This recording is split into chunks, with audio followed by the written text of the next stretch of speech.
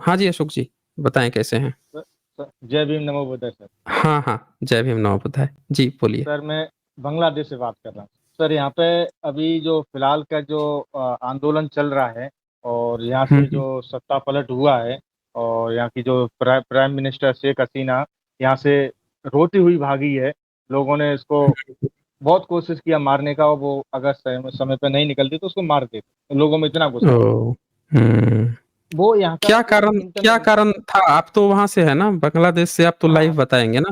Ground हाँ report sir. बताइए, क्या मतलब, क्या हाँ हुआ, क्या है, पूरा खुल के एक, बताइए। एक, जी। एक्चुअली सर क्या था, जो 1971 में पाकिस्तान से बांग्लादेश अलग हुआ था तो उसमें जो फ्रीडम फाइटर थे उनके लिए हम्म। उन्हें बच्चों की नौकरी के लिए रिजर्वेशन। हम्म। अब वो रिजर्वेशन को ये शेख हसीना मिस यूज कर रही थी, उसमें अपने लोगों को घुसा रही। अच्छा। वो लोग उससे ओके। डिमांड कर रहे थे कि जो रिजर्वेशन है उसके हिसाब से, जो कॉन्स्टिट्यूशन में है उसके हिसाब से ही उसमें भर्ती किया जाए, नहीं तो हम हमारे लिए भी अलग से किया जाए, नहीं तो फिर इसको खत्म किया जाए जिससे सबको मौका हम्म। मिले। एक बात ये थी। एक तो हम्म। सेकेंडरी बात थी, जो मेन बात थी, मेन बात ये थी कि ये 15 साल से और इस बार जो इलेक्शन हुआ था, पहले तो इलेक्शन यहाँ पे ईवीएम मशीन से होता था, इंडिया की तरह यहाँ पे भी वोटों का घोटाला करके इधर के उधर करके ये जीत जाती। तो इस बार जो इलेक्शन हुआ था पार्लियामेंट का, उसमें उससे पहले ईवीएम बैन करती, उसके लिए भी आंदोलन हुआ था उसके लिए। लेकिन उस आंदोलन को हमारे इंडिया में दिखाया नहीं। इसलिए नहीं दिखाया कि अगर वहाँ की ईवीएम की भड़क यहाँ पर लग गई तो यहाँ पर भी बड़ा आंदोलन हो जाएगा। ओ।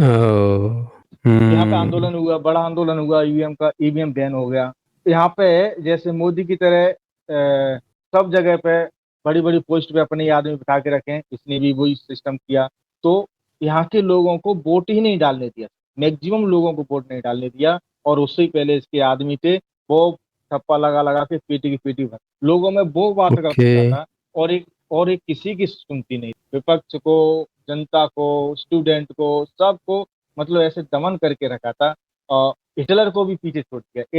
ये यहाँ पे ऐसा हो रहा। यहाँ के आदमी अच्छा। एक एक पैसे के लिए था, यहाँ के आदमी एक एक पैसे के लिए तबाह, वो गुस्सा एक हम्म। साथ निकला था। हम्म। और उसमें तानाशाह पहले मतलब स्टार्ट। बन गई थी। हाँ सब ताना सा बन गई। और इसमें जो जो प्रोटेस्ट किया था स्टूडेंट ने, वो एकदम शांतिपूर्ण प्रोटेस्ट। वो अपना एक जगह पे प्रोटेस्ट करते थे स्टूडेंट, यूनिवर्सिटी से बाहर आकर के, और शाम को चले जाते थे।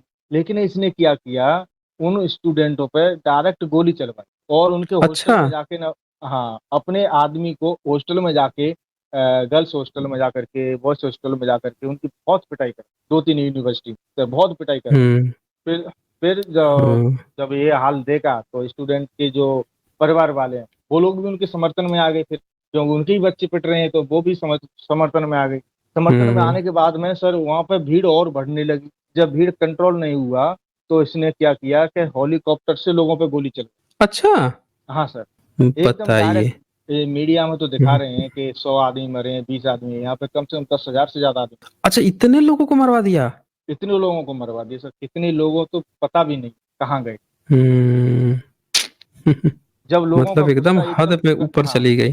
जब लोगों का गुस्सा एकदम कंट्रोल नहीं हुआ, तब जाकर के इस संडे के दिन उसको वार्निंग दिया था कि आज हम तेरे को छोड़ने वाले नहीं है, भागना है तो। हम्म।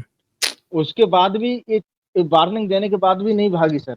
वो भागने छोड़ने के लिए अच्छा। तैयार ही नहीं है। उसने अपनी सेना के तीनों चीफ को बुलाया और उनको बोला, हम्म। ये भीड़ भीड़ भीड़ को आप रोकिए, कैसे भी करके गोली चलाओ, बम चलाओ, कुछ भी करो हमारी तरफ से, हम्म। लेकिन हमारी सत्ता जानी नहीं चाहिए। लेकिन जो मिलिट्री का जो हम्म। चीफ था सर, वो अच्छा आदमी था। उसने बोल दिया कि मैडम, मैं तो अपने देश के जवानों के ऊपर, अपने देश के नौजवानों के ऊपर मैं तो गोली नहीं चला। अ, अब आपको जो करना है, हम्म। मेरे को हटाना है तो हटा दीजिए, जो सजा देनी है दीजिए, लेकिन मैं गोली नहीं चलाऊंगा, ना मेरा एक भी आदमी। वो तीनों लोगों ने हम्म। यही बात बोली। जब उसको कहीं मौका नहीं, कहीं मतलब उसको ऑप्शन नहीं मिला, इसके बाद वो रिजाइन करके भागी। भागने से पहले इंग्लैंड में अ, इसने इंग्लैंड से इसने परमिशन मांगी, इंग्लैंड वालों ने मना कर दिया।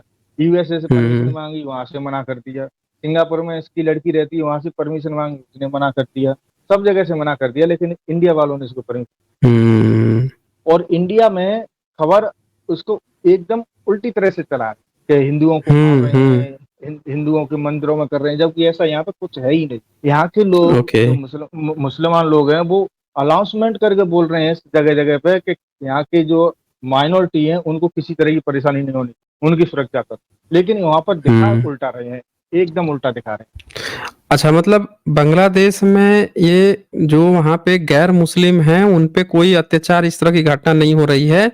लेकिन कुछ भी भारतीय नहीं हुआ मीडिया सर, क्या, अच्छा भारतीय कुछ भी मीडिया नहीं दिखा हुआ। रही है कि वहाँ पे अल्पसंख्यकों पर खूब अत्याचार हो रहा है। हाँ सर, उल्टा एकदम उल्टा दिखा रहे हैं। ओके। यहाँ के लोग बताइए। जो टीवी देख रहे हैं, इंडिया की न्यूज हम्म। देखते हैं अपनी लैंग्वेज में, जैसे कोलकाता, आसाम, त्रिपुरा, ये तो यहाँ लैंग्वेज मिलती है, मेघालय की लैंग्वेज यहाँ से मिलती है। तो जब वो लैंग्वेज देखते हैं तो ये लोग बोलते हैं कि हम तो इंडिया में टेररिस्ट घोषित करते हैं। एक टेररिस्ट घोषित हाँ, कर दिया। हाँ, अच्छा। इंडिया की मीडिया ने तो हमको टेररिस्ट घोषित करती है, ऐसे हाँ। बात कर रहे हैं। बताइए यहाँ ग्राउंड रिपोर्ट वहां पे क्या चल रहा है। तो मतलब ये जो कहानी शुरू हुई है, ये क्या शेख हसीना पहले से ही शुरू से ही ये थी या इधर ही करने लगी थी तानाशाही?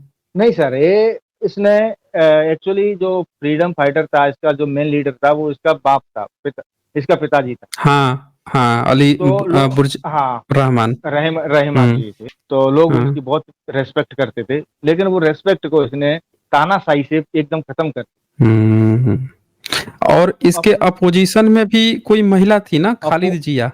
हाँ सर, खालिद जिया थी। अपोजिशन ने सर, जे अभी जो इलेक्शन हुआ था पार्लियामेंट का, हम्म। अपोजिशन ने पूरे चुनाव का बहिष्कार किया, सब सब लोगों ने बहिष्कार किया। इसके बाद भी इसने चुनाव किया और चुनाव में जीत गया, क्योंकि कोई था ही नहीं तो यही जीतेगी। वो सबसे ओके। बड़ा गुस्सा था, वो सबसे बड़ा गुस्सा था। हम्म। और जो विपक्ष में थी उसको भी इसने जेल में डलवा दिया था, नजरबंद करवा दिया था।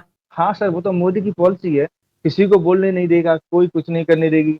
जो भी बोलेगा उसको मरवा देगी, नहीं तो जेल में डलवा। Same India, same Modi. मतलब बहुत ज्यादा वहां पे तानाशाही था, अत्याचार, और पब्लिक जो है फिर अत्याचार, फाइनली इस, तानाशाही का वो दे दी, इसका अत्याचार रिवार्ड एकदम दे दी।